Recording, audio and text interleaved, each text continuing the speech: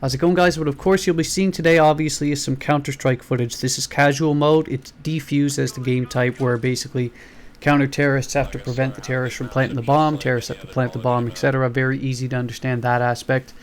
But what you'll see, of course, is this is a new map pack that recently, I guess, came out for Counter-Strike, which I already purchased. It was like $5, why not? I had like 20 in my Steam wallet. I figure I'm going to be playing this game quite a bit, so $5 hardly a detriment for a guy that's working full-time now. So I did buy it. I went ahead and get it. And what it's called Operation Breakout. You basically get a nice new coin, some new maps to try out. And what you'll see, of course, with it is this new map. It's called Black Gold. You're basically on top of an oil refinery as you're dueling it out, terrorist, counter-terrorist, to see who can get the better of the other crew on the rig, which is pretty interesting in itself. But of course, as you'll see, because I'm new to Counter-Strike, as you guys all know, I'm having a blast playing it. I'm trying to get better at it.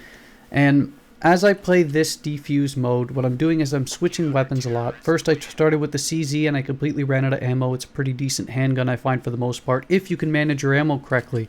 If you can't, then it's not so good. I've been learning, because this is casual, you'd probably have to budget your money, especially with a team together. If you were playing in more competitive. But since it's casual, I'm getting a good feel for managing not only my ammo as I play, but I'm managing how I actually, or choose the weapons that I choose, manage picking them up on the ground as I go for, say, a better weapon if you come across it. I just had to recently change the key binding for that. I'm managing the ebb and flow of how the game plays, figuring out the callouts, figuring out where I'm supposed to be.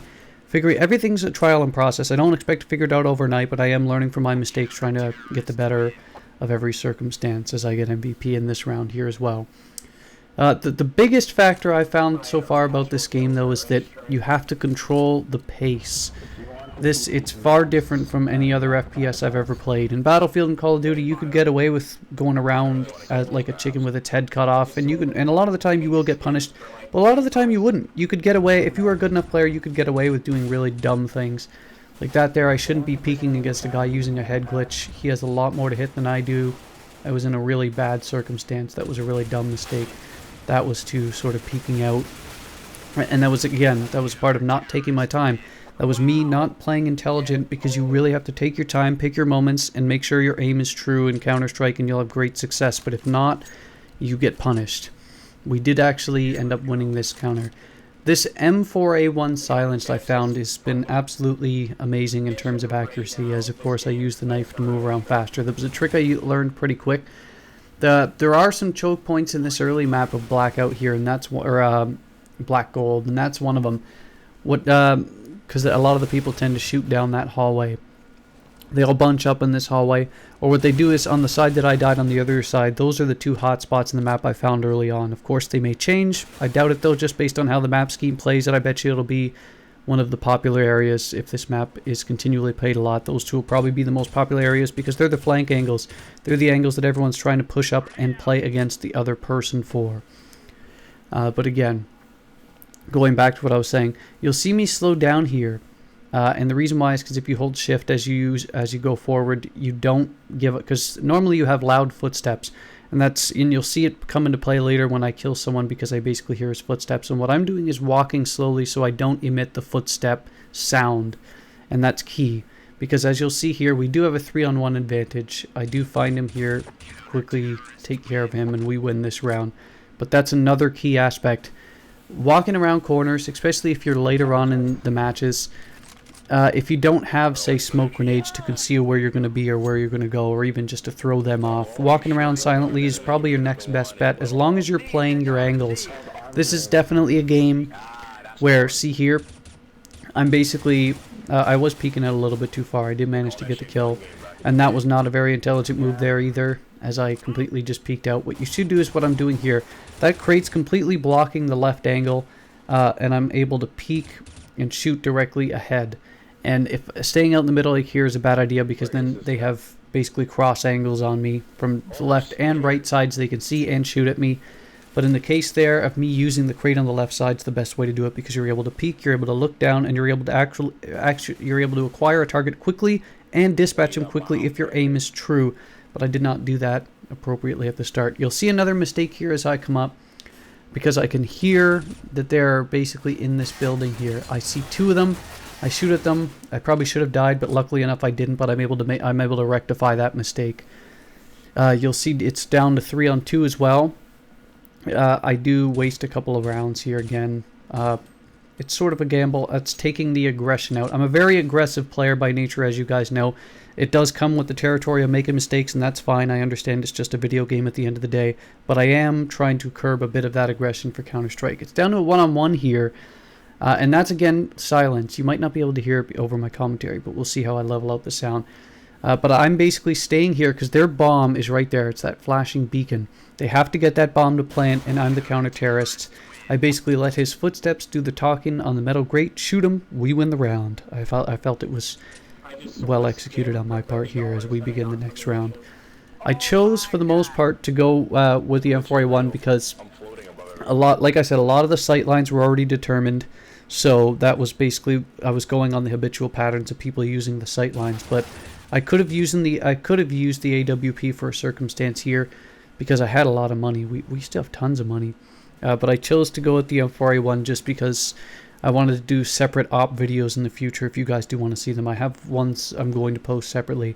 But the AWP is by far, I'd say, well, it's basically as long as you don't hit in the leg, it's a one-hit kill. And I find for the most part it's one of the best for playing the angles and choke points because, I mean, you'll have the advantage for the most part just about every time as long as you see where someone is. And I screwed that one up and I died. And I edited out this part basically because I'll show you how the rounds end, but I mean, it was an extra 2 minutes or so of me just waiting around. Wouldn't be very good for viewing pleasure, I guess, so to speak. So the next round begins. I go right back to the M4. I really do like that sidearm I just chose there. I didn't choose, like I said, I didn't choose the sniper rifle because I wasn't sure how long the engagements would be. I chose the M4, and this right here was a really big mistake. I clicked the wrong button. I actually managed to somehow get the kill because that guy, I don't know what the hell happened, but I'll take it. And this next part here again, peeking around the corner, waiting to see if there's anyone here. That was an over peek. I took the gamble. This was again a bit of a gamble, but again, I understand it's not going to come all at once. I am definitely a gambler when I play. This was pushing up a little bit too strong here, but I know I had my teammate next to me, so I figure maybe if one of us goes down, the other one can finish the job. So it's sort of, it's using your teammates as well, even if you aren't on a communication basis and trying to figure out the optimum strategy for the circumstance. Having someone next to you is vital because you're just able to make the best out of the circumstance if one of you goes down. And of course, like, we're badly outnumbered. Actually, no, I think it's the only part that hasn't actually, oh no, we won. We managed to defuse it, I think that's what it says. But yeah, we're playing it, and I'll describe the next round too. I'm pretty sure, I'm not sure what happens this round. I've noticed flashbangs for the most part are pretty nice in concealed areas, as you might expect, but against intelligent players they don't work as well because, like, they know it's coming. Plus you have to look away when you shoot them, otherwise like that you can flashbang yourself and your teammates, which is terrible.